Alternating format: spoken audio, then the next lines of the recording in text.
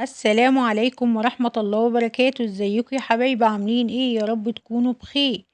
النهاردة طبعا اول يوم رمضان، كل سنة وانتم طيبين، تعود عليكم الايام بخير وعلى امة محمد اجمعين. اول حاجة كده نصلي على النبي في الكومنتات عليه افضل الصلاة والسلام. يلا بقى هنشوف هنفطر ايه النهاردة. طبعا انتوا شايفين هنفطر ايه. معانا هنا المكونات: فرخة 2 كيلو ونص، غسلتها كويس طبعا وقطعتها. هنا طبعا كنت غسلتها وقطعتها ونشفتها من المية، غسلتها بالملح والليمون والخل، قطعتها بالشكل ده. ومعانا هنا طبعا مقطعة بصلتين شرايح، دي التتبيلة طبعا بتاعت الفرخ. قطعت بصلتين شرايح وتوم مفروم وقرن فلفل. وهنا التوابل الموجودة في البيت: نص معلقة ملح، نص معلقة بابريكا، نص معلقة كركم، نص معلقة فلفل اسود، نص معلقة كمون، ورق لورو. كل ده التوابل الموجودة عندك في البيت هتحطها في التتبيلة دي. ومعانا كمان زبداية. التوابل دي كلها هنحطها في الكبة او الخلاط. طبعا انا هنا بحطها في الخلاط عشان طبعا ما عنديش كبة هنعمها، انا عاوزاها ناعمة مش مفرومة. هنا كنت بضيف التوابل كلها. هنا بعد ما ضفتها ضفت كمان معلقتين زيت عليهم، هفرمهم بالشكل ده. هنا خلاص هو ده شكلها. هضيف الفرخة عليهم، كنت مقطعاها من الجنب بالشكل ده.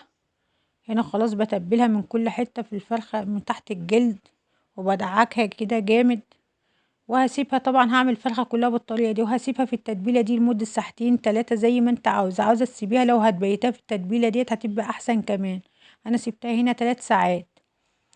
هنا خلاص كنت خلاص بتبل الفرخة وسيبتها كده. هنا قلبتها خلاص كلها بالشكل ده.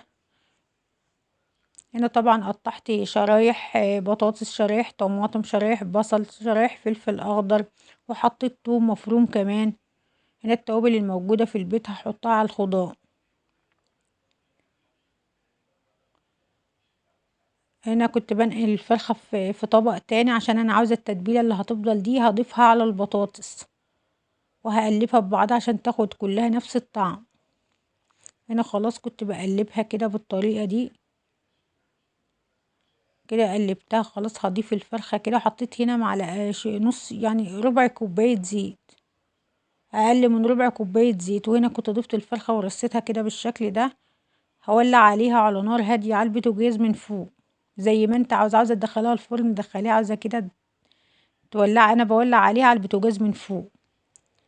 وهنا طبعا كنت بشوح اللحمة، حطيت لها طماطمايه ونص معلقة سمنة، وحطيت نص معلقة فلفل اسود، ونص معلقة بهارات فراخ، وورق لورو.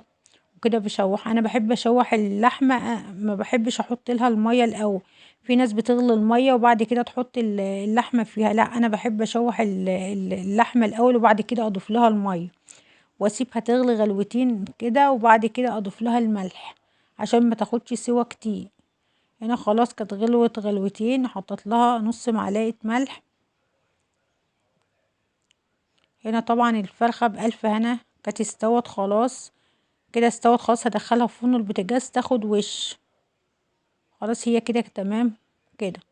هولع عليها في فرن البوتاجاز تاخد وش. وهنا كانت اللحمة استوت بالشكل ده. وعملنا طبعا شوية رز بشعرية، وبألف هنا والشفا على قلبكم. والسلام عليكم ورحمة الله وبركاته.